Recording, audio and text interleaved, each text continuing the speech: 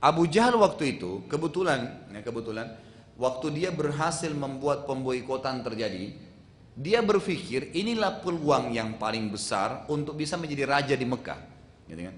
Karena di Mekah kan belum ada rajanya. Ternyata dengan satu isu itu dia berhasil membuat orang-orang Quraisy memboikot. Maka dia berpikir inilah kesempatan dia untuk jadi raja di Mekah. Jadi dia mau tunggangi kesempatan itu gitu. Abu Jahal berkata, aku akan melarangnya. Abu Bukhturi berkata, demi Allah kau tidak akan bisa melarangnya. Siapa kamu sampai kau bisa melarangnya? Abu Jahal lalu berkata, demi Allah aku akan melarangnya. Maka terjadilah perkelahian antara keduanya dan dimenangkan oleh Abu Bukhturi. Ya. Akhirnya hakim pun berhasil membawa makanan ke perkampungan Abu Talib. Tetapi ini tidak cukup karena jumlah mereka sangat besar. Dan juga hakim adalah salah satu dari sekian banyak orang Quraisy. Satu ekor unta diisi banyak makanan, berapa banyak bisa, ini ribuan orang yang mesti dikasih makan gitu. Kelaparan yang menimpa mereka sudah sangat mengkhawatirkan, tetapi mereka tetap berhasil sabar. Dalam salah satu riwayat yang sahih menjelaskan tentang kelaparan mereka, salah satu dari 3 suku tersebut yang diboikot bercerita, suatu malam saat aku keluar untuk hajatku. Jadi zaman dulu itu tidak ada, maaf, kamar mandi di rumah nggak ada. Jadi mereka kalau mau buang hajat itu mereka jauh ke padang pasir gitu. Jadi satu waktu saya lagi ada hajat, mungkin mau buang air gitu kan, maka aku mendengar suara yang cukup keras. Jadi ada suara karena angin keras sekali gitu. Saat aku melihatnya ternyata kulit bangkai unta yang sudah kering. Jadi tepak-tepak di batu gitu kan. Jadi kedengaran suaranya. Karena lapar maka aku pun mencucinya dan membakarnya lalu aku makan. Karena tidak ada lagi makanan gitu loh. Sampai seperti itu keadaan mereka. Sampai akhirnya tiba suatu hari, salah satu pemuka Quraisy yang sangat prihatin dengan keadaan penghuni perkampungan Abu Talib yang bernama Hisham bin Amr. Ini salah satu nama yang perlu dicatat dalam sejarah Islam. Beliau akhirnya berusaha berpikir, ini kayaknya tidak tepat nih pemboikotan nih. Ada sesuatu yang salah nih dan harus berakhir, sudah 3 tahun. Ya orang sudah tidak saling melihat, ada keluarganya situ yang mati, masih hubungan kerabat, tidak bisa ditolong, gimana caranya? Maka ia pun mendatangi Zuhair bin Abi Umayyah bin Mughirah. Orang Quraisy yang lain ini tokoh-tokoh Quraisy ini kepala-kepala suku gitu. Jadi Hisham berkata kepada Zuhair, wahai Zuhair, apakah engkau bisa menerima perlakuan Quraisy terhadap suku Hashim? Dia sebutkan suku Hashim karena dia punya hubungan kerabat dengan suku Hashim. Zuhair berkata, demi Allah tidak sama sekali. Hisham berkata, kalau begitu bagaimana bisa kita diam dan menerima perlakuan terhadap suku kita sendiri? Zuhair berkata, tetapi itulah yang telah disepakati oleh Quraisy. Hisham berkata, mari kita cabut kesepakatan pemboikotan yang ditempel pada dinding Ka'bah. Zuhair berkata, kita tidak bisa kalau hanya berdua. Hisham berkata, bisa. Zuhair bilang nggak bisa, kecuali kalau kamu coba cari 1 orang lagi biar kita 3 orang dan dia jadi lebih kuat, kepala suku lain. Hisham berkata, baiklah. Maka ia mendatangi Mut'im bin Adi. Jadi ada 3 orang sekarang. Hisham pun berkata, apakah engkau ridho apa yang dilakukan oleh Quraisy? Mut'im berkata, tidak. Hisham berkata, kalau begitu, mari kita cabut kesepakatan pemboikotan. Mut'im berkata, siapa yang bersama kita dalam masalah ini? Hisham berkata, Zuhair bin Abi Umayyah bin Mughirah. Sudah 3 orang. Ada si Hisham, ada Mut'im, gitu kan? Dan ada Zuhair. Lalu Mut'im berkata, kalau begitu coba cari orang keempat. Mungkin dengan 4 orang kita lebih kuat. Hisham lalu menuju kepada Abu Bukhturi. Ini orang keempat. Yang langsung setuju dan bertanya, siapa yang bersama kita? Hisham berkata Zuhair dan Mut'im, gitu kan? Jadi sama anda Abu Bukhturi. Abu Bukhturi berkata, kita butuh seorang lagi agar kita 5 orang dan nanti lebih kuat dari kepala suku yang lain. Hisham lalu menemui Zum'ah bin Awad bin Muttalib. Ini salah satu dari suku Muttalib, tetapi setuju dengan pemboikotan dan akhirnya hatinya tersentuh dan prihatin. Lalu ia setuju dan bertanya, siapa bersama kita? Hisham mengatakan Zuhair, Mut'im dan Abu Bukhturi. Setelah kelimanya sepakat untuk mencabut persetujuan tadi, pemboikotan, maka mereka menuju ke perkumpulan pemuka-pemuka Quraisy keesokan harinya. Lalu Hisham mulai bicara. Tapi ini 5 orang ini sepakat tanpa Quraisy tahu gitu. Tiba-tiba mereka biasa duduk, majelis gitu kan, kepala-kepala suku semuanya puluhan orang. Lalu tiba-tiba Hisham yang paling pertama punya ide tadi berkata, demi Allah, kita sungguh telah berbuat kezaliman terhadap kaum kita sendiri. Kita membiarkan mereka kelaparan. Bila hal ini tetap terjadi, demi Allah ini aib besar sepanjang masa dan orang Arab akan menilai kita buruk. Dan demi Allah, kita harus mencabut pemboikotan itu. Abu Jahal, perhatikan orang ini ya. Abu Jahal lalu berdiri mengatakan, tidak, demi Allah kesepakatan tidak akan dibatalkan. Ya. Karena Quraisy telah menyepakati. Sebenarnya Quraisy ini sepakat karena awalnya Abu Jahal lempar isu itu. Seperti sekarang kan begitu, rata-rata isu tentang teroris, udah semua yang berjenggot teroris gitu kan. Orang jilbab besar teroris semua, isu. Yang anehnya banyak orang termakan dengan isu itu gitu. Ya. Lalu dikatakan, demi Allah tidak akan ada yang batalkan. Maka sampai mereka, kata Abu Jahal, sampai mereka kembali kepada agama nenek moyang mereka. Tiba-tiba orang yang kedua, Zuhair. Tadi 5 orang sudah sepakat, Zuhair lalu berdiri dan berkata, demi Allah, kesepakatan harus dicabut. Tidak ada yang bantah, Abu Jahal aja. Abu Jahal berdiri lagi bilang, tidak, tetap harus dipertahankan. Lalu berdiri orang ketiga, Mut'im ibn Adi, tadi juga orang ketiga. Berdiri, tapi Abu Jahal tidak tahu kalau ini sudah sepakat nih 5 orang ini. Lalu mengatakan, demi Allah harus dicabut, walaupun kau tolak wahai Abu Jahal. Lalu Abu Jahal mencoba mempertahankan dan berkata, demi Allah tidak boleh dicabut. Lalu berdiri orang keempat, Abu Bukhturi juga berdiri dan berkata, demi Allah dicabut. Abu Jahal masih coba mempertahankan, lalu Zum'ah berdiri, yang kelima, demi Allah harus dicabut dan dibatalkan. Abu Jahal akhirnya terpojok dan pemuka-pemuka Quraisy akhirnya juga menilai bahwasanya hanya Abu Jahal yang bertahan. Nggak ada yang lain. Sementara 5 orang kepala suku yang sama kedudukannya dengan Abu Jahal, semuanya nolak gitu. Dan ini pelajaran besar. Bagaimana sebenarnya jumlah yang sedikit pun, tapi kalau terorganisir itu sangat baik gitu kan. Makanya Ali radhiyallahu anhu mengatakan, kejahatan yang teratur rapi bisa mengalahkan kebaikan yang tidak teratur gitu. Jadi kalau tidak dikemas, pengajiannya tidak bagus, kemudian di sebelah sana ada orang buat acara dandut bagus, maka di sana yang rame gitu kan. Tapi kalau di sini bisa bagus, dikemas, maka di sana kosong nanti. Dan gitu, jadi tinggal kemasannya saja gitu. Dalam situasi ya tidak ada yang mencukung Abu Jahal, maka segera salah seorang dari 5 tersebut masuk ke dalam Ka'bah untuk mencabut sahifah. Jadi tadi dari 5 orang itu dari 5 orang tersebut akhirnya mencabut sahifah. Dan ternyata sahifah pada saat itu sudah dimakan oleh rakyat tanah dan hanya tertinggal dari semua kesepakatan kalimat Bismikallahumma, yang justru nama Allah itu tidak dimakan oleh rakyat.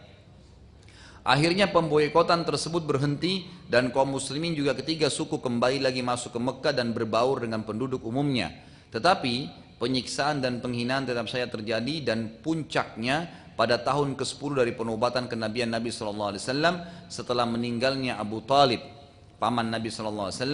Kejadian ini membuat Nabi SAW sangat sedih karena Abu Talib merupakan pendukung dakwah yang besar. Sampai pemboikotan 3 tahun tadi itu kena pendapat dari Abu Talib gitu kan. Dan ini adalah yang mendukung Islam masih kuat dan akses pada saat itu.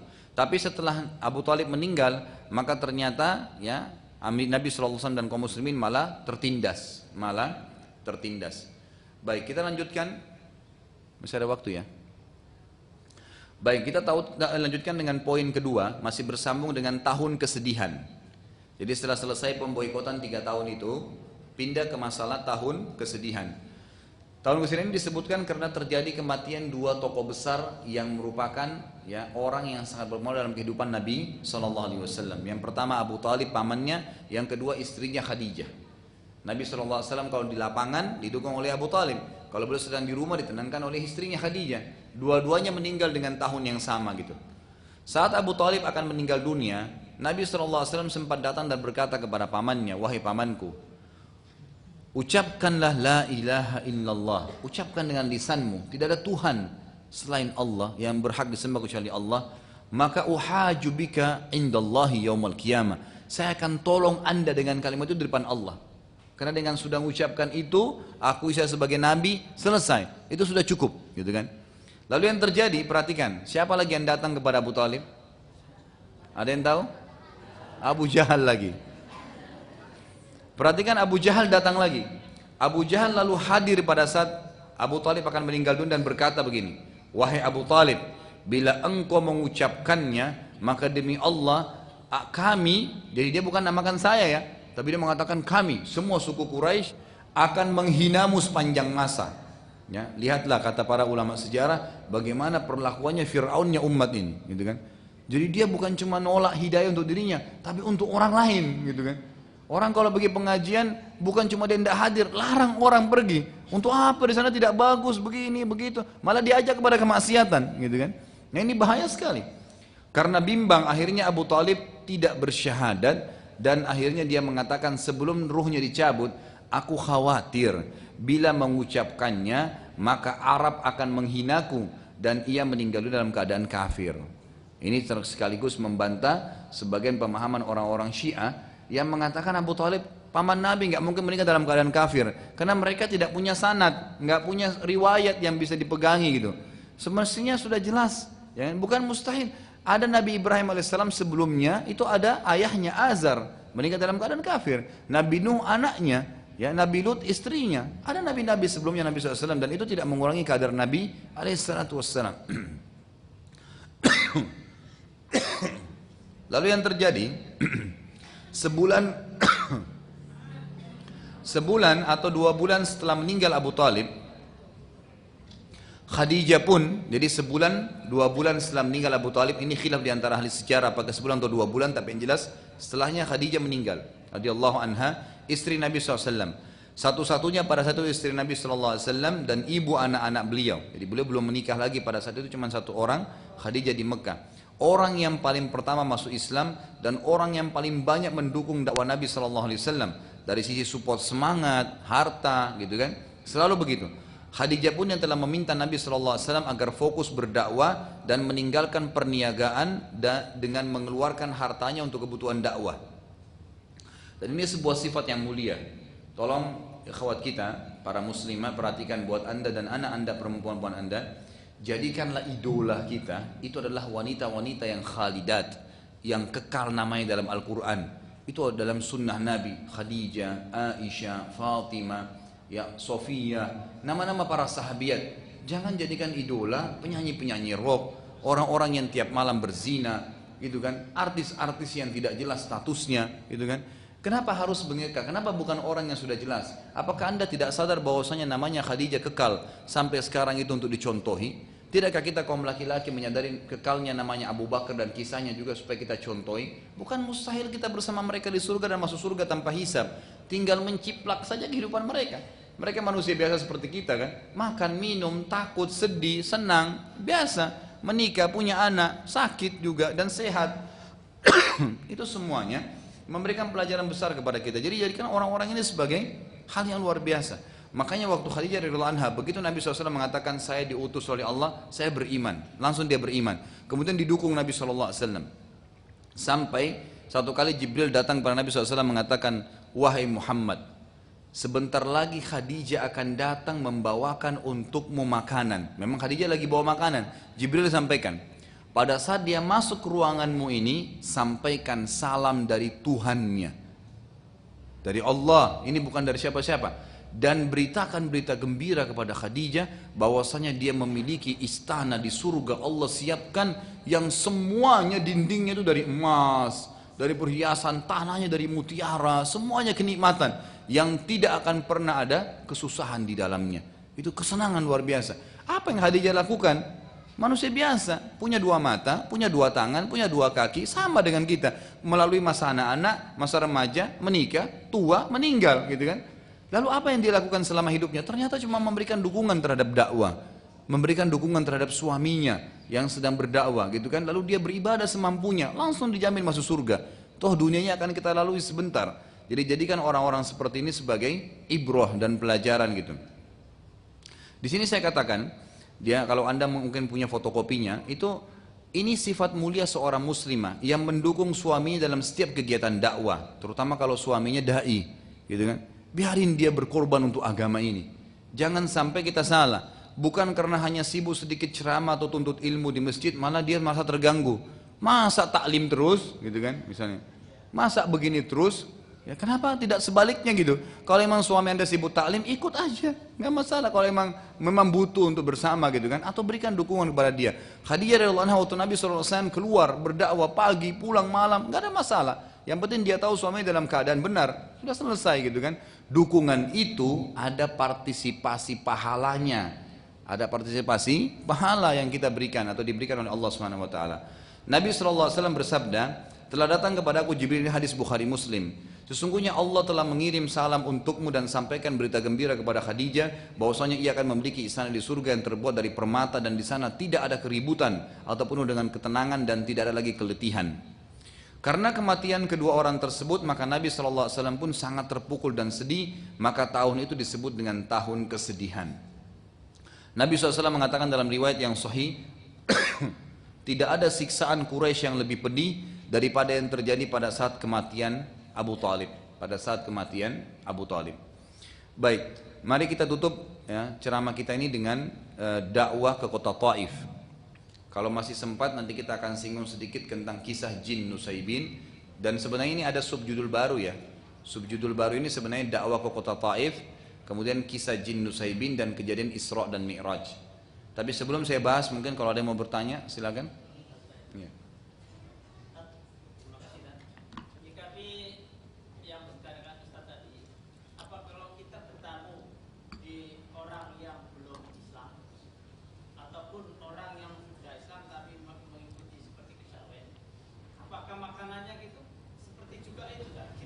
Tidak memakan apa yang dihidangkan. Dan yang kedua, memang banyak di kalangan kita, jadi banyak yang menggunakan tahlilan. Kemudian enggak, kita tidak. Dan diajak, ayolah kita menghormati karena hablum minan nas. Sedangkan kita nanti akan berdakwah seperti yang diutarakan di An-Najm tadi. Mohon penjelasan tadi untuk menguatkan akidah kita. Baik. Terima kasih. Jadi pertanyaan pertama. Tadi berhubungan dengan masalah kalau kita diundang makan ya, mungkin sama muslim ataupun orang beragama lain, seperti apa? Apakah kita harus makan atau tidak? Ada adabnya dalam Islam. Apabila yang mengundang kita kaum muslimin, apabila yang mengundang kita orang Islam, maka kita langsung menghakimi sesuatu secara zahir, kelihatan. Jadi kita nggak punya tugas, ini pendapatan kamu halal nggak pada saat kamu beli kue ini? Ini sirup yang kamu hidungkan uang riba atau uang curian atau uang halal, itu tidak ada tugas kita di situ. Kita cukup makan selama itu yang halal di pandangan agama, gitu kan? Tugas kita begitu. Kalaupun sampai terbukti nanti itu adalah sesuatu sumber yang haram, Allah Subhanahu wa taala tidak menghukum kita dengan itu. Kalau dia kaum muslimin, kalau kita sudah tahu pendapatannya dia hanya dari zina murni, hanya dari masalah riba, tidak ada campuran lain, memang itu saja, atau dia memang penipu, atau memang dia orang koruptor, maka kita tidak boleh makan. Memang pada saat diundang kita minta maaf, gitu kan? Tidak datang kalau kita sudah jelas tahu sumbernya haram. Ini kalau kaum muslimin. Kalau orang non muslim, maka kalau seandainya ya yang dihidangkan adalah sembelihan, maka ada hukum tersendiri. Kalau mereka ahli kitab, Yahudi atau Nasrani, halal kita memakan, tidak ada masalah. Ya, selama hewan yang dihidangkan adalah hewan yang dihalalkan dalam agama Islam, ayam, sapi, itu tidak ada masalah.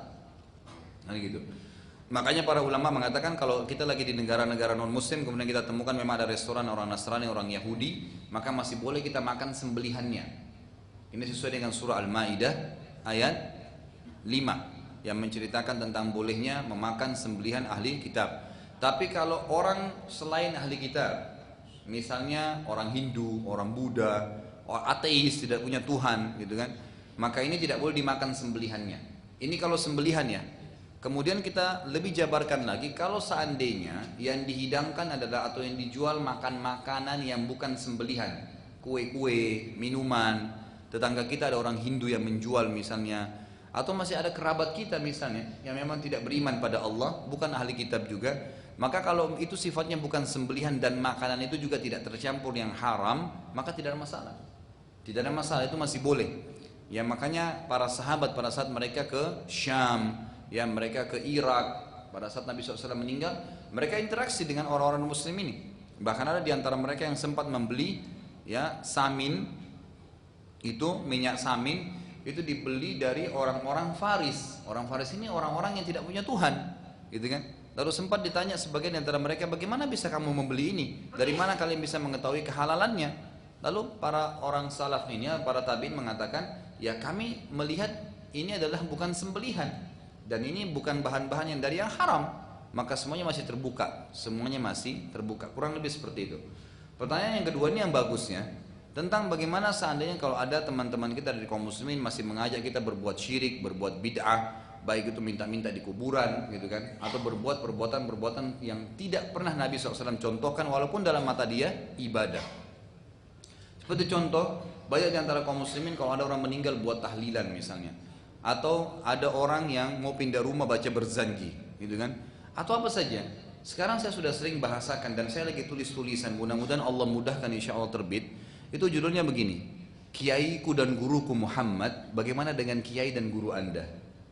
Ini tujuannya, saya ingin menyentuh para kaum muslimin di negara kita, tidak usah jauh-jauh, di Indonesia saja, bahwasanya sadarlah guru kita, kiai kita hanya satu orang. Allah Tuhan kita satu, guru kita juga cuma satu. Saya dan teman-teman dai yang lain siapapun dia, dari ormas manapun dia, dari yayasan manapun dia, hanya penyambung lidahnya kiai kita Muhammad sallallahu alaihi wasallam. Bukan kita yang buat hukum baru. Apapun yang kiai kita Muhammad SAW ajarkan, yang benar-benar, yang salah-salah, selesai. Yang beliau contohin dikerjakan, yang beliau tidak contohin jangan dikerjakan. Kenapa? Karena kalau Anda mau mengerjakan apa yang Nabi SAW tidak perintahkan, tidak contohkan, seakan-akan Anda sedang berkata, wahai Muhammad SAW, Anda tidak tahu, kayak saya lebih tahu. Seakan-akan bilang begitu kan. Nabi gak pernah buat maulid, gak apa-apa, itu kan baik loh. Nabimu gak pernah buat gitu loh. Kiai kita nggak pernah buat, kok kamu buat? Oh ini cuman baik, nggak bisa. Kalau Anda muslim yang benar, harus baik di mata kita apa yang Nabi kita dan kiai kita bilang baik. Apakah Nabi SAW bisa meninggal dunia atau akan meninggal dunia sementara beliau tidak kerjakan maulid? Enggak. Kalau memang itu baik pasti dikerjakan. Pasti nggak mungkin. Nabi SAW ajarin kita cara makan dengan tangan kanan, kita diajarin cara bersuci dari kotoran kita gitu kan. Apalagi kalau masalah-masalah ibadah yang besar. Jadi orang yang mengerjakan apa yang kiai kita Muhammad SAW tidak kerjakan, kecuali kalau kiai dia orang lain. Seperti di Indonesia banyak kiai-kiai gitu kan. Mereka buat hukum sendiri, kiai ini ada hukum sendiri, ini kiai itu beda. Silakan ikuti kiai-kiai Anda, tapi kalau saya tidak. Kiai saya adalah Muhammad SAW.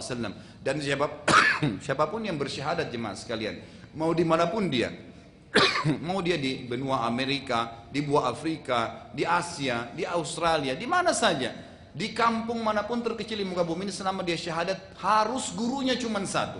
Tuhannya satu Muhammad SAW, gurunya juga Tuhannya Allah SWT, gurunya Muhammad SAW. Kita punya standarisasi hukum, nggak boleh nggak itu. Baik, kita titipkan coba pesan nasihat kepada teman-teman kita ini. Semoga Allah SWT bisa menyentuh hati mereka. Kalau kita tanya, saudaraku, wahai ukhti dan akhi, kayak Anda melakukan tahlilan, apa tahlilan? Itu adalah zikir kepada Allah SWT. Baik, saya ingin tanya, pernahkah Anda bisa datangkan kepada kami riwayat bahwasanya susunan tahlilan yang Anda susun itu pernah Nabi SAW sebutkan? Susunannya seperti yang Anda buat itu. Kalau cuma zikirnya afdal zikir la ilaha illallah, iya itu hadis Nabi, kan gitu. La ilaha illallahnya. Baik. Sekarang begini, kalau Anda ingin berzikir, saya selalu sarankan di pengajian saya, jangan pernah berzikir kalau kecuali sudah tanya bagaimana Nabi kita Muhammad SAW berzikir. Caranya, jumlahnya, waktunya, bagaimana itu semua harus. Sholat, jangan pernah sholat kecuali Nabi kita Muhammad SAW sholat seperti apa. Puasa, haji, zakat, supaya benar. Karena Allah tidak akan terima. Kata Allah SWT, Qul in kuntum tuhibbunallaha fattabi'uni yuhibbukumullah. Kalau kalian mengaku mencintai Allah, tahu Tuhan kalian Allah, ngaku dia sebagai Tuhan satu-satunya, ikutilah aku, kata Nabi SAW. Ini Allah yang suruh. Maka Allah akan cintai kalian dan akan mengampuni dosa-dosa kalian, gitu kan? Kalau enggak maka akan salah, akan keliru. Sekarang semua substansial ibadah, saya pernah berikan gambaran. Ini Tuhan kita Allah lingkarin, Allah Tuhan kita. Yang menyembah Allah kafir, yang mempartisipasikan Allah dengan makhluknya syirik, enggak boleh. Untuk berhubungan dengan Allah Zat yang kita sembah satu-satunya yang menciptakan semua ini, itu cuma ada satu cara, enggak ada yang lain. Di bawahnya Allah ibadah. Ibadah ini dengan segala substansialnya, sholat, puasa, zakat, haji, takziah, ziarah kubur, berzikir, apa saja, bakti dengan orang tua, semuanya harus seperti yang Allah mau, bukan yang Anda mau. Nggak bisa. Kalau seperti yang kita mau masing-masing itu pasti akan nyimpang. Harus nyembah yang Allah mau. Kita kerja di satu perusahaan, harus ikutin pimpinan perusahaan yang punya, nggak bisa mau kita sebagai pegawai. Kalau sebagai pegawai kita maunya, maka pimpinan perusahaan nggak usah ada, gitu kan? Tapi harus gitu. Kita sebagai orang anak di rumah ngikutin peraturan orang tua. Kita mengikuti peraturan orang tua. Nggak bisa kita yang harus mengatur orang tua kita. Dia yang punya rumah, dia orang tua kita yang melahirkan kita. Kita ngikutin peraturan dia. Kurang lebih seperti itu. Jadi ibadah harus seperti yang Allah mau. Bagaimana supaya seperti Allah mau? Harus ikuti buku pedomannya. Ada Al-Quran sudah diturunkan, ada Rasulnya alaihissalatu wassalam Muhammad sudah diutus, disuruh ciplak, suruh ikutin. Nabi SAW yang dipilih dari golongan manusia jemaah sekalian, agar mudah kita ikutin, gitu kan? Kalau Allah turunin utusannya, Nabi itu dari golongan malaikat, maka susah kita ngikutin. Karena mungkin postur tubuhnya beda, mungkin waktunya beda, mungkin makanannya beda. Tapi ini loh, Muhammad basyaran mithlukum, manusia seperti kalian, yuha ilai, yang diwahyukan kepadanya, gitu kan?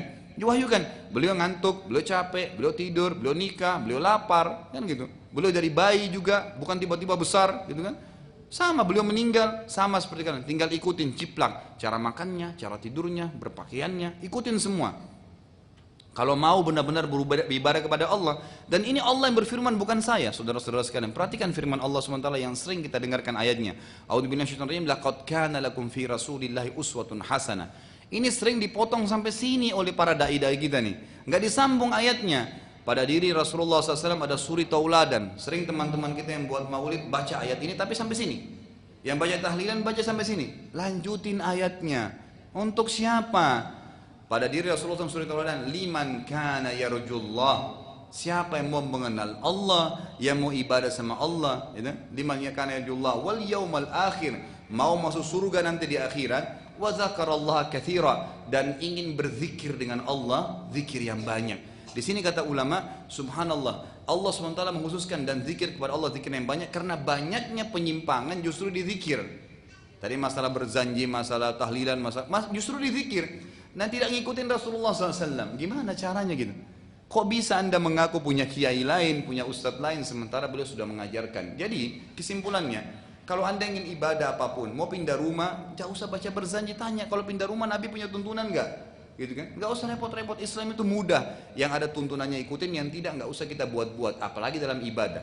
Siapa yang menghidupkan satu perbuatan bid'ah, dia telah mematikan satu perbuatan sunnah. Enggak akan pernah ketemu. Tidak akan pernah ketemu. Kata ulama, yang menghidupkan satu sunnah, dia mematikan satu bid'ah. Yang menghidupkan satu bid'ah, dia menghidupkan satu sunnah. Dan kalau kita bebas buat bid'ah, saya buat bid'ah, si fulan buat bid'ah. Bid'ah ini adalah ibadah yang tidak ada tuntunan wahyunya, gitu kan? Si fulan buat apa yang tertinggal dari sunnah Nabi SAW? Enggak ada lagi. Baik, pertanyaan tadi bagus. Gimana Ustaz kalau kematian saya diundang acara tahlilan? Saya bilang nggak apa-apa deh, saya ikut dulu. Toleransi supaya saya bisa dakwain. Ini yang tadi saya titik beratkan. Mestinya anda punya prinsip, ya. Jangan selalu menjadikan hidup kita ini penuh dengan PR. Oh nggak enak deh. Terus cari alasan. Akhirnya akhirnya bohong atau akhirnya terpaksa hadir, ya kan? Dan akhirnya ikut-ikutan. Nggak bisa. Setan bisa bermain. Memang mohon maaf, setahu saya hadir di pengajian, saya dengarnya itu Nabi SAW tidak pernah contohkan, jadi saya tidak hadir. Nggak apa-apa. Jadi mulai dari waktu itu sampai tahun-tahun depan Anda tidak akan diundang, gitu kan? Nggak jadi PR. Sudah ditahu. Oh itu ini Wahabila, ini begini, Salafi, ini begini. Ya udah terserah deh. Ini kalimat-kalimat masalah Wahabila, masalah Salafi ini sama isunya Abu Jahal tadi. Sama itu. Abu Jahal lemparin isu, terus. Ini lemparin isu. Apa itu Salafi, saudaraku? Orang tidak ada, saya sampai titik beratkan ya. Tidak ada kelompok namanya Salafi. Tidak ada kelompok namanya Salafi. Itu bukan kelompok. Cuman karena ustadz-ustadz kita ini kebanyakan menyampaikan berkata salaful ummah, salafus soleh. Ada kata-kata salafnya. Siapa salaf? Sahabat dan tabi'in, gitu kan? Lalu dianggap ini kelompok Salafi. Loh terus? Kalau saya kena menyampaikan Rasulullah bersabda, sahabat bilang begini, tabi'in begini, Anda Salafi? Saya mengatakan iya, nggak masalah. Tapi saya tidak pernah mengikrarkan, karena setiap kali kita mencap ada kelompok-kelompok ini, makin banyak kelompok dalam Islam. Nggak ada. Saya pengikut Muhammad sallallahu alaihi wasallam. Saya mau ada di Afrika, mau ada di Amerika, beliau guru saya dan saya ikuti ajarannya. Selesai, gitu kan? Maka kita akan lurus ikutin Allah Subhanahu wa taala. Ini yang jelas, ini yang benar gitu. Jadi jangan toleransi dengan masalah hal yang salah. Yang gitu langsung di-cut pada saat itu, maaf saya nggak bisa, gitu kan? Karena memang itu tidak pernah Nabi SAW contohin. Oh kamu begini kerasnya, ya sudah. Itu yang saya ketahui. Dan kalau dia tetap ngotot, seperti yang saya katakan kaidahnya, wa idza khatabahumul jahiluna qalu salama. Kalau sudah dinasihatin nggak mau dengar, ya tinggalin aja, gitu kan? Nggak usah repot-repot habisin energi. Kita dalam keadaan benar kok. Cuman minta satu. Siapapun yang melihat acara kita ini, siapa yang mendengarkan, coba bahasa dengan hati anda sendiri. Apakah salah pada saat kita minta tuntunan dari Nabi SAW? Kita menjadikan beliau sebagai suri teladan, kita nggak mau protes yang Nabi tidak kerjakan, tidak dikerjakan, gitu kan? Tidak bisa. Jadi selalu mereka mengatakan, ini kan bagus, sama saja anda mengatakan, wahai Rasulullah, masih ada yang anda belum sampaikan. Subhanallah. Allah mengatakan dalam surah Al-Ma'idah, Al-Yawma akmaltu lakum dinakum. Aku sudah sempurnakan agama kalian pada hari ini. Sudah sempurna, nggak butuh apa-apa. Sudah selengkap semuanya. Wa atmamtu alaikum nikmati, dan saya sempurnakan nikmatku pada kalian. Kata ulama tafsir adalah syariatku sudah sempurna, halal sudah jelas, haram sudah jelas. Wa raditu lakumul islam madina, aku sudah ridha Islam sebagai agama kalian. Kata para ulama tafsir, maksudnya nggak butuh ambil pelajaran agama lain, sudah ini aja kamu ikutin. Oh ini enggak, Nasrani bilang begini bagus, ikutin aja. Untuk apa? Oh buka Injil, untuk apa? Ada Al-Quran. Al-Qurannya sampai tua kita pelajari nggak bisa habis gitu kan. Untuk apa buka Injil? Untuk apa buku Taurat? Untuk apa buka buku lain? Kutab dari langit turun. Allah mengatakan lalu kita mengatakan tidak. Subhanallah gitu kan. Jadi akhirnya orang yang seperti ini akan terus dalam keadaan bingung. Jadi jangan buat PR buat hidup kita. Tetap ikuti Nabi SAW yang beliau contohkan, kerjakan, yang tidak katakan tidak. Karena Nabi SAW adalah Nabi kita dan kiai kita. Kurang lebih seperti itu. Baik, yang lain?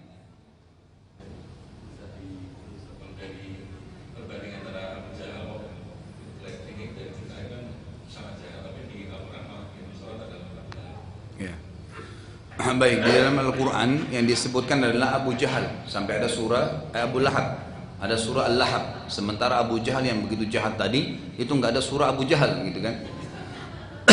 Kira-kira apa hikmahnya di belakang ini? Sebagian ulama tafsir mengatakan sebenarnya perilaku yang dilakukan oleh Abu Jahal ya, pada saat dia menyampaikan hal-hal ini ya, misalnya dia benci tadi dia segala, memang dia salah, Abu Jahal salah dan sangat luar biasa kesalahannya. Tetapi dia masih mengakui kebenaran Nabi. Abu Jahal masih mengatakan Muhammad benar. Dia akui tadi kan? Cuman fanatisme yang membuat dia tidak mau. Abu Lahab beda. Abu Lahab sama sekali nggak mengatakan Muhammad benar. Emang dia membenci Nabi SAW, ponakannya, dan mengatakan Muhammad tidak ada benarnya. Tidak ada benarnya. Makanya Abu Lahab ya, itu ada kasus terjadi kan, dan sudah pernah kita sampaikan sebelumnya. Pada saat Nabi SAW pertama sekali diperintahkan untuk berdakwah secara pelan-pelan ya, mulai dengan kerabat beliau dulu. Apa yang beliau lakukan dalam riwayat sahih, beliau mengumpulkan kerabatnya di rumah beliau, undang makan gitu kan. Sebelumnya beliau naik dulu di atas gunung Abi Kubais. Kemudian beliau teriak dengan suara keras, wahai orang-orang Quraisy, wahai orang-orang Quraisy, kalau seandainya saya bilang sebelumnya dia mengatakan ini wa sabaha. Wa sabaha ini istilah yang dia diistilahkan oleh orang Arab kalau ada penyerangan akan terjadi di kota gitu kan, ada pasukan besar akan datang menyerang, jadi supaya orang lebih hati-hati, pintu gerbang ditutup, persiapan untuk menghadapi musuh gitu kan. Nabi SAW teriak dengan suara keras mengatakan wa sabaha, wa sabaha, artinya hati-hati ada pasukan yang akan menyerang. Orang-orang Quraisy semua melihat ke arah gunung Abi Kubais, dilihat Nabi SAW di situ. Siapa itu? As-Sadiqul Amin, orang yang jujur dan terpercaya. Berarti bahaya nih, semua pada kumpul. Kumpul semua orang Quraisy di bawah bukit itu. Lalu Nabi SAW mengatakan, wahai Quraisy, kalau seandainya saya bilang kepada kalian di belakang gunung ini ada pasukan yang akan menyerang Mekah, apa kalian percaya? Semua bilang, iya, kami percaya. Ya Abu Jahalnya, ya Abu Lahabnya, ya orang-orang tokoh Quraisy semua mengatakan, iya kami percaya. Karena kenapa? Tiba-tiba Abu Lahab yang tiba-tiba pada salah satu orang Quraisy, Abu Jahal waktu itu mengatakan begini, karena kami tidak pernah tahu ada kebohongan dari kamu. Kami tidak pernah tahu kebohongan. Waktu itu belum Nabi mengaku sebagai Nabi ya. Ini baru pertama kalinya. Lalu beliau mengatakan, ketahuilah kalau begitu, bahwasanya aku adalah seorang utusan Allah. Di belakang tanganku ini ada azab yang menolaknya. Artinya berimanlah, kalau tidak maka akan ada azabnya Allah. Yang pertama nyeletuk waktu itu Abu Lahab. Abu Lahab lalu mengatakan, wahai Muhammad, sungguh kecelakaan bagi kamu. Kamu kumpulkan kami di sini hanya untuk ini, untuk kamu ngaku sebagai nabi, bubar semua, dibubarin semua orang gitu. Sampai semuanya bubar, tidak ada satupun yang tinggal. Lalu dia pulang ke rumahnya, diceritakan sama istrinya. Ini Muhammad ini ponakan saya ngaku gini-gini. Seperti biasa kita kan di Indonesia ini juga mungkin bisa rasain kalau paman Terus itu ponakan, tadi saya kasih contoh kan. Tadinya anak kecil lari-lari depan kita, terus tiba-tiba mau ceramah gitu kan. Mungkin yang ada setan godaan supaya kita nolak. Abu Lahab begitu. Abu Lahab bilang, ini ponakan saya ini, tadinya kecil lari-lari kok sekarang tiba-tiba ngaku nabi. Gitu kan. Lalu sekarang kumpulin orang untuk itu, ya untuk beriman kepada dia. Lalu dia bilang sama istrinya, lalu apa? Istrinya bilang, oh Muhammad itu, kan ini juga istrinya, istri pamannya, yang dulu anak kecil. Iya. Baik, tunggu sebentar. Lalu istrinya ngambilin pohon-pohon berduri, gitu kan, ditaruh di jalan-jalan Nabi SAW. Di mana Nabi jalan ditaruh, supaya Nabi tertusuk dengan duri itu. Jadi dia dengan istrinya selain tidak mengakui kenabian Nabi, juga berusaha mencelakakan Nabi. Makanya turun surah Lahab tadi itu. Tabbat yada Abi Lahab, ya. Watab, sungguh celaka tangannya Abu Lahab, gitu kan? Karena dia memberhentikan tadi orang untuk menerima dakwah itu. Ya. Ma agna anhu maluhu wa ma kasab. Tidak akan berguna apapun yang dia dapatkan dengan tangannya dari kekayaan. Ya.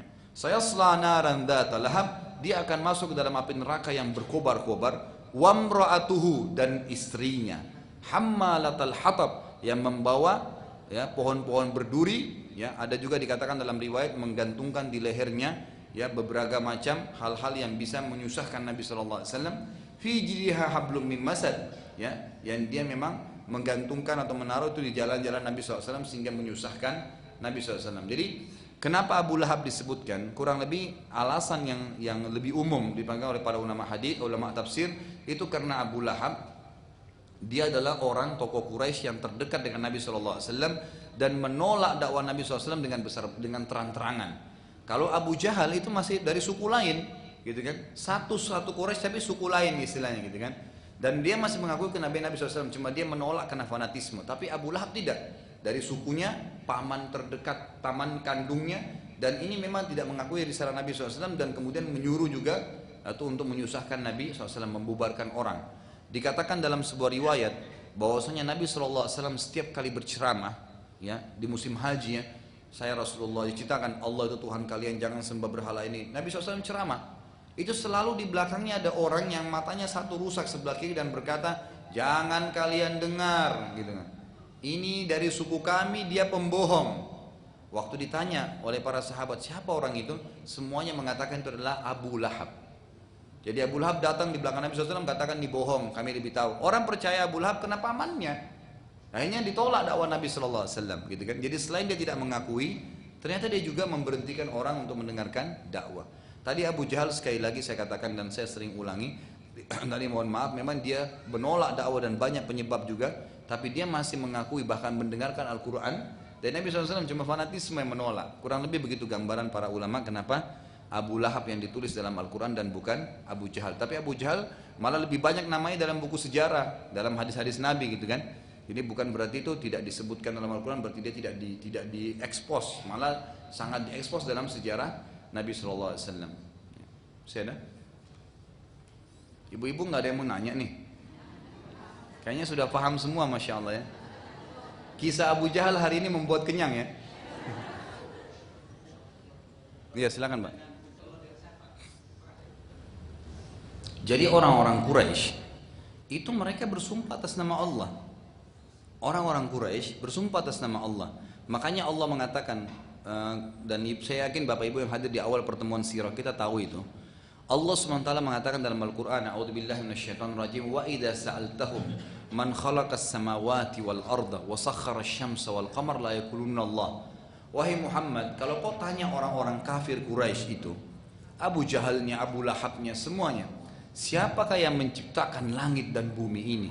Dan siapa yang sudah menciptakan dan mengatur matahari dan bulan? Semua kata Allah akan menjawab Allah. Ada Tuhan namanya Allah. Mereka yakin itu. Jadi Abu Lahab pun tahu ada Tuhan namanya Allah. Makanya mereka masih menggunakan nama Allah dalam bersumpah, wallahi dan seterusnya. Kenapa? Apa alasannya? Karena mereka masih mengikuti ajaran Nabi Ibrahim alaihissalam. Kan gitu. Baik, lalu kenapa Allah cap mereka sebagai orang kafir? Apa alasannya?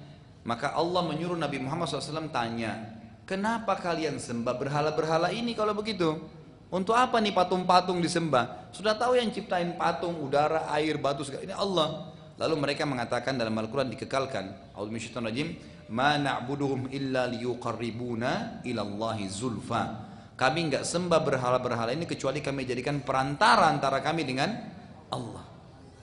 Jadi karena mereka menjadikan patung ini perantara dengan Allah, sementara perantara ini adalah benda mati, kuburan, batu gitu kan, benda mati, keris, jimat. Nah ini dijadikan perantara dengan Allah, maka Allah cap mereka sebagai orang musyrik. Kan gitu. Jadi kenapa mereka menggunakan nama Allah? Ya karena mereka tahu ada Tuhan namanya Allah. Seperti saya kasih contoh itu hari, kalau Bapak Ibu masih ingat, banyak di antara kaum muslimin sekarang ini, di zaman kita sekarang, dalam sholat mengatakan apa? Iyyaka na'budu wa iyyaka nasta'in. Apa kata-kata iyyaka itu? Kalau Anda belajar retorika bahasa Arab, iyyaka itu penekanan, hanya untuk kamu, gitu loh, iyyaka itu. Iyyaka na'budu, hanya kepadamu ya Allah kami menyembah, wa iyyaka nasta'in, hanya kepadamu kami minta tolong. Selesai salam pergi kuburan sebelah masjidnya minta. Mana komitmen tadi iyyaka? Dia sholat masih ada jimat digantung di badannya. Mana komitmen iyyaka? Sementara Nabi SAW mengajarkan kepada kita dalam hadis Bukhari, hendaklah seseorang di antara kalian meminta langsung kepada Tuhannya Allah walaupun tali sendalnya yang putus. Ya Allah gantiin tali sendal saya putus nih. Memang Allah nggak akan lemparin tali sendal, gitu kan? Tapi Allah nanti akan jawab dalam bentuk apa? Biasa saya sampaikan dalam bentuk sinyal. Anda kalau bilang ya Allah sembuhin saya, Allah nggak akan lemparin obat dari langit. Ya Allah mudahin jodoh saya, Allah nggak akan lempar manusia dari langit, gitu kan? Ya Allah mudahin rezeki, Allah tidak akan lemparin duit dari langit, tapi Allah akan datangkan dalam bentuk sinyal. Sudah sering saya kasih contoh. Pada saat itu Anda mengatakan ya Allah sujud salat tahajud sembuhin penyakit saya ya Allah. Allah ACC ya proposalnya. Baik, saya sembuhin kamu. Besok Allah nggak bilang sudah saya terima, nggak, gitu kan? Tapi besok kita bangun pagi ngobrol sama teman. Ini saya sakit asma gini-gini. Oh, saya tahu ada dokter bagus di sana. Baik, kita ke sana, konsultasinya cocok, resepnya cocok. Siapa yang sembuhin? Obat sama dokter? Demi Allah bukan. Itu cuma jawaban doa Anda. Allah yang tuntun Anda ke situ, maka sembuh. Penyebabnya itu. Begitu caranya Allah SWT menerima ya, doa kita, gitu kan, memberikan gambaran terhadap apa yang kita minta. Jadi kurang lebih seperti itu Pak gambarannya. Ada lagi? Bentar. Kebetulan ada ibu-ibu di belakang. Biar adil ya. Waalaikumsalam.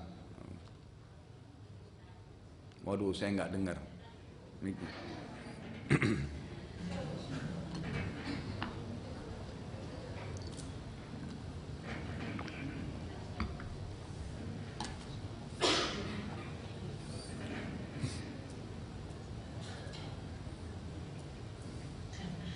Assalamualaikum warahmatullahi wabarakatuh.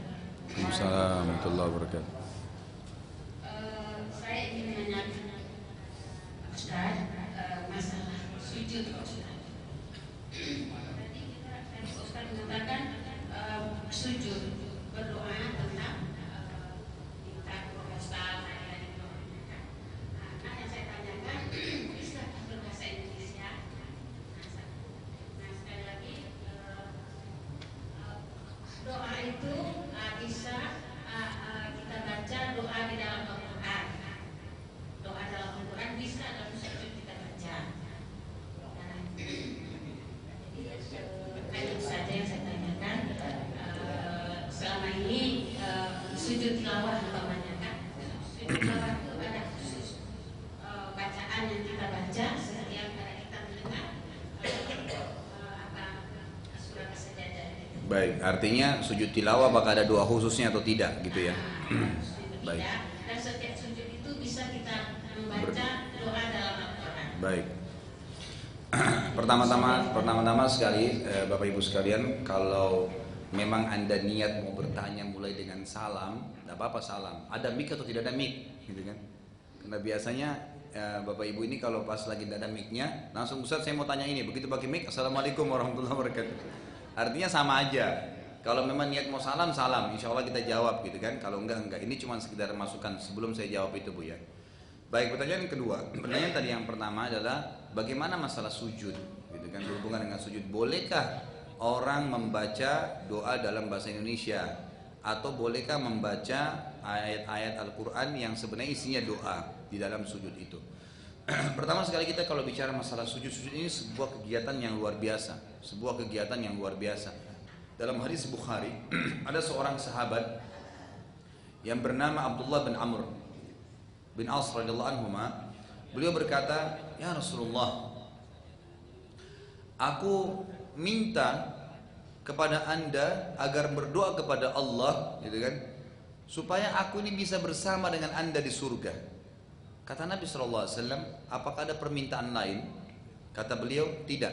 Saya hanya minta satu, agar saya bisa bersama Anda di surga. Nabi SAW tanya lagi, ada permintaan lagi nggak? Sampai 3 kali. Dia mengatakan, tidak ya Rasulullah, saya hanya minta bersama Anda di surga. Kata Nabi SAW, kalau begitu, tolonglah saya untuk memanjutkan, menyampaikan permintaan kepada Allah dengan memperbanyak sujud. Dan ini memang ciri para sahabat radhiyallahu alaihim, Nabi SAW, para ulama salaf tabi'in dulu kita itu mereka kalau sujud luar biasa gitu. Lama sekali sampai dahinya hitam dan mereka lama sujud. Pada saat mereka sujud itu mereka rasanya tidak mau mengangkat kepala karena enaknya komunikasi dengan Allah Subhanahu wa taala. Lama sekali. Disebutkan dalam sebuah kisah Sufyan ats-Tsauri rahimahullah, seorang ulama tabi'in, temannya dia Abdullah berkata, satu waktu saya pernah masuk ke haram untuk tawaf. Dan saya temukan Sufyan ats-Tsauri baru waktu saya mulai tawaf dia baru sujud. Jadi sholat 2 rakaat, sholat ba'diyah, sholat wajib itu kan ada 4 kali sujud 2 rakaat. Rakaat pertama 2 sujud, rakaat kedua 2 sujud. Sujud pertamanya tuh di rakaat pertama dia sujud. Saya mulai tawaf. Dia bilang waktu saya selesaikan 7 tawaf yang pertama, dia masih sujud belum angkat dari sujud pertama. 7 kali temannya tawaf dia masih sujud belum angkat kepalanya. Kemudian temannya bilang, lalu saya niat ingin menambah tawaf saya. Lalu saya tawaf 7 kali 7. Jadi 7 kali tawaf, masing-masing kan 7 kali. 49 kali saya tawaf. Kalau kita hitung sekarang, kalau misalnya dia tidak padat pun ya, itu mungkin durasi kita muter. Ya mungkin tidak kurang dari 10 menit ya. Itu dikali 49 gitu. Itu 10 menit kali 49 banyak sekali gitu kan. Itu dia bilang setelah saya selesai pun yang ke-49 dari tawaf saya, dia masih belum mengangkat kepalanya dari sujud. Jadi luar biasa sujudnya lama gitu mereka. Jadi mereka kalau sujud itu merasa sudah nyaman. Sampai seseorang di antara mereka mengatakan, saya sangat senang kalau tiba malam hari karena saya bisa bermunajat dengan sujud kepada Tuhan saya. Dan saya sangat benci pada saat tiba siang hari, maksudnya saya merasa tidak nyaman karena saya harus berinteraksi dengan makhluk. Ya, saya harus interaksi dengan manusia, dengan hewan. Kalau malam ya saya interaksi dengan Tuhan saya gitu. Baik, itu kurang lebih gambaran dulu mukaddimah. Kita masuk ke pertanyaan. Sekarang kalau saya sujud, bolehkah saya membaca bahasa Indonesia? Ada khilaf di antara ulama. Ada ulama mengatakan tidak boleh secara mutlak. Tidak boleh secara mutlak. Harus cuma membaca doa dan zikir yang diajarkan saja. Ya, sebagaimana sabda Nabi SAW, kalau kalian ruku, agungkan Allah, kalau kalian sujud, ya, perbanyaklah doa. Mereka mengatakan doa ini adalah doa yang diajarkan saja oleh Nabi. Dan sudah pernah saya kasih tahu kan, ada buku panduan kita, kumpulan doa itu ada di situ bacaan-bacaan sujud, cukup banyak di situ, mungkin ada 7-8 bacaan sujud. Ini pendapat pertama. Pendapat kedua mengatakan tidak. Pada saat Nabi SAW mengatakan ruku agungkanlah Allah dan sujud perbanyaklah doa, ini berarti terbuka. Dikasih contoh, kalau seandainya ada seseorang yang dari suku Arab, dia mengatakan dalam sujudnya sakit dia mengatakan Allahumma shfini, ya Allah sembuhinlah saya, boleh nggak? Maka pendapat kedua mengatakan boleh saja dia mengucapkan itu. Pada saat dia mengatakan dalam sujudnya misalnya, ya Allah berikanlah hidayah orang tua saya, ya Allah sembuhinlah anak saya, ya Allah mulain urusan saya, ya Allah bayar utang saya. Sementara dia sujud, bolehkah itu? Pendapat kedua mengatakan boleh saja. Karena memang dalam sholat dasarnya itu kan ada hukum, ada hadis yang mengatakan sholat ini tidak layak dimasukkan dari perkataan ya selain bacaan sholat, dari perkataan manusia. Juga ada larangan untuk membaca ya ayat-ayat Quran pada saat sujud dan ruku, cuma baca zikirnya saja gitu kan. Ini adalah larangan-larangannya. Tetapi sabda Nabi SAW tadi yang mengatakan kalau kalian sujud perbanyaklah doa, karena sangat jarang doa untuk ditolak pada saat sujud, maka ini namanya dalil yang khusus, keluar daripada dalil umum tadi yang melarang. Sama halnya tidak boleh sholat habis subuh sampai terbit matahari dan habis asar sampai terbenam matahari. Tapi kalau anda masuk masjid, ada tahiyat masjid, berarti dia terkhususkan. Dia boleh saja gitu kan dikerjain, karena dia kata Nabi SAW, janganlah seorang dari kalian masuk masjid kemudian dia duduk kecuali dia sudah sholat 2 rakaat. Dikhususkan. Sama tadi, khusus dalam sholat tidak boleh membaca selain bacaan sholat apapun dari takbir sampai salam, kecuali yang memang dibolehkan oleh Nabi SAW. Itulah sujud, karena beliau perintahkan memperbanyak doa, dan doa ini terbuka umum. Allahu a'lam, kalau saya lebih cenderung dengan pendapat kedua, kalau saya pribadi ya, karena saya melihat itu lebih mempermudah bagi umat. Misal ada seseorang di antara kita yang sedang sakit keras, mungkin dia di gunung sana di Jawa Tengah atau di Jawa Timur, tidak tahu bahasa Indonesia pun mungkin tidak tahu. Bagaimana dia sampaikan hajatnya dengan Allah Subhanahu wa taala? Sementara dia ingin sampaikan pada saat dia sujud, pendapat kedua masih meringankan, mengatakan boleh, gitu kan? Maka boleh dia lakukan itu. Nah, tinggal pertanyaan tadi, bagaimana kalau dia baca ayat Al-Qur'an, doa tapi dari ayat Al-Qur'an? Kalau dia niatkan membaca Al-Qur'an tidak boleh. Kalau dia niatkan membaca Al-Quran. Tapi kalau dia niat membaca doa, walaupun itu dari Al-Quran, dia tetap saja boleh. Karena itu bukan ayat Al-Quran sebenarnya. Dia cuma mengambil seperti Rabbighfirli, dan itu dari Al-Quran kan. Rabbana atina fid dunya hasanah, dari Al-Quran. Doa dalam Al-Quran. Rabbana hab lana min azwajina, Rabbana asrif anna adzab jahannam. Itu semua doa-doa dari Al-Quran. Tapi pada saat kita baca dalam sujud, niatnya bukan untuk baca Al-Quran. Kalau niatnya mau baca Al-Quran, jelas tidak boleh, karena ada larangan hadis. Tapi kalau dia niatnya karena mau baca doa, walaupun itu karena hanya diambil dari Al-Quran, itu tidak ada masalah. Itu insya Allah tidak ada masalah. Allahu a'lam. Jadi ini saya angkat. Kalau anda mau merasa pendapat pertama lebih aman, maka selesai. Di sujud nggak usah berdoa kecuali yang ada saja, itu kan dalam zikir dan doanya. Kemudian nanti insya Allah anda gunakan waktu-waktu lain seperti antara azan dan iqamah, gitu kan. Itu boleh pada saat hujan sedang turun. Ada kan banyak beberapa tempat waktu di mana diterima doa, di sepertiga malam dan seterusnya, itu boleh. Tapi kalau anda mau lebih umum, global, menerima pendapat yang kedua, ya silahkan saja, gitu kan, itu masih tidak ada masalah. Dan boleh berdoa di setiap sujud, bukan di sujud terakhir saja.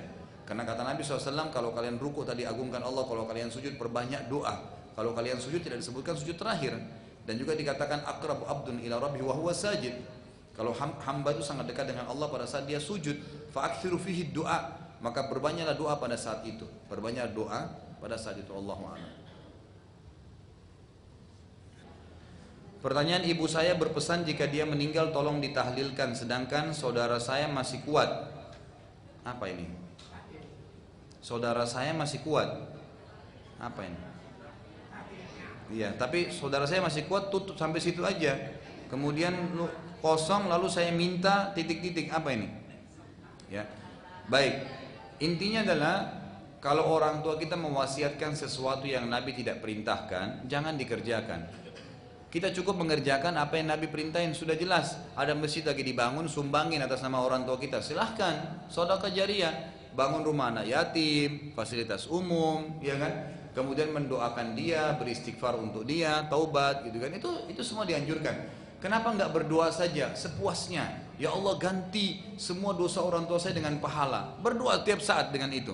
Dengan ya Allah, masukkan dia ke dalam surga. Jadi kan kuburnya taman dari taman surga. Itu yang sunnah. Berdoa sampai sepuasnya. Jangan buat yang Nabi tidak kerjain gitu. Sehingga ini nanti keliru. Kiai kita cuma satu, Muhammad sallallahu alaihi wasallam. Jangan keluar dari ajaran beliau. Kemudian doanya suami yang apa ini?